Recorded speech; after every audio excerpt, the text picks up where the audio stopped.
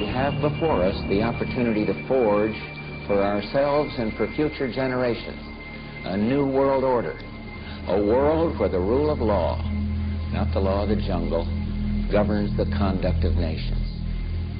When we are successful, and we will be, we have a real chance at this new world order, an order in which a credible United Nations can use its peacekeeping role to fulfill the promise and vision of the UN's founder.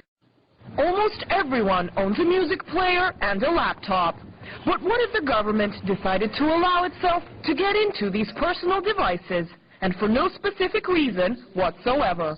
In extreme secrecy from the public, the United States is hammering out an international copyright treaty with several other countries and the European Union. Under the Anti-Counterfeiting Trade Agreement, or ACTA, governments will get sweeping new powers to search and seize material thought to be in breach of copyright. But why all the secrecy? While the Obama administration calls this national security, Richard Stallman, prominent American software freedom activist, calls it a secret war on sharing.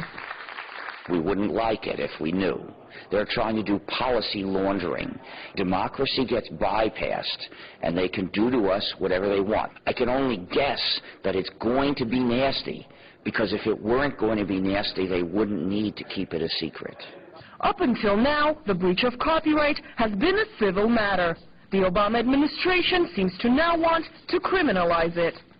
And even though recent reports suggest that on average more than 800 illegally copied songs can be found on a teenager's music player, this has hardly ever been seen as a reason for national security concerns.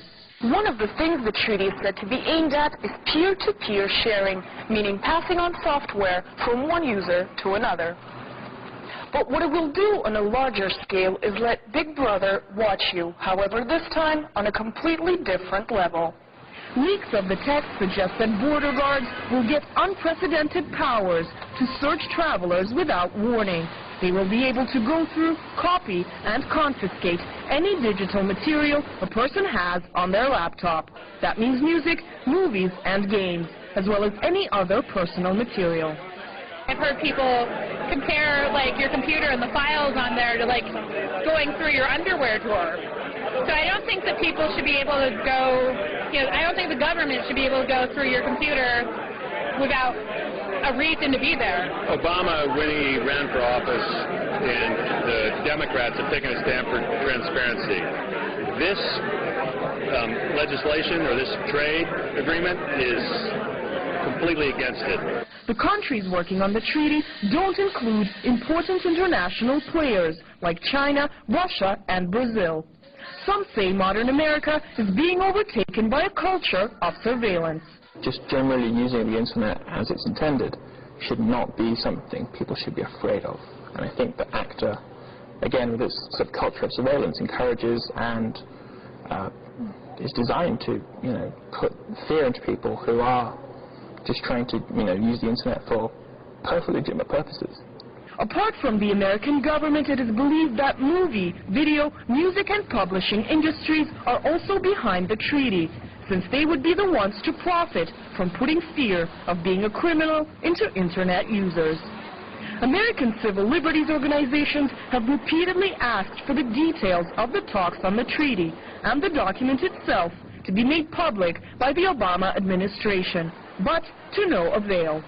ACTA was expected to come into force by the end of last year, but talks are still ongoing. Anastasia Churkina.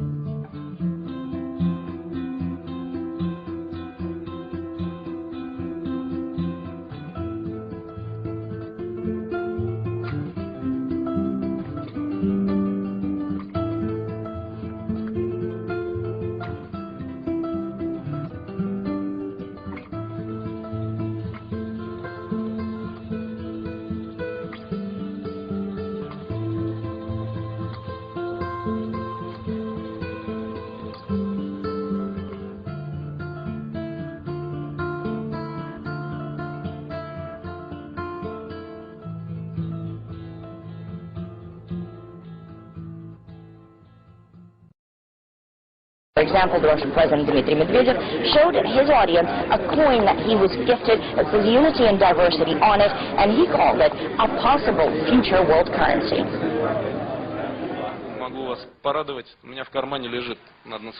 I've got good news for you. Here's a supranational currency. It's a gift, and a test version, of course.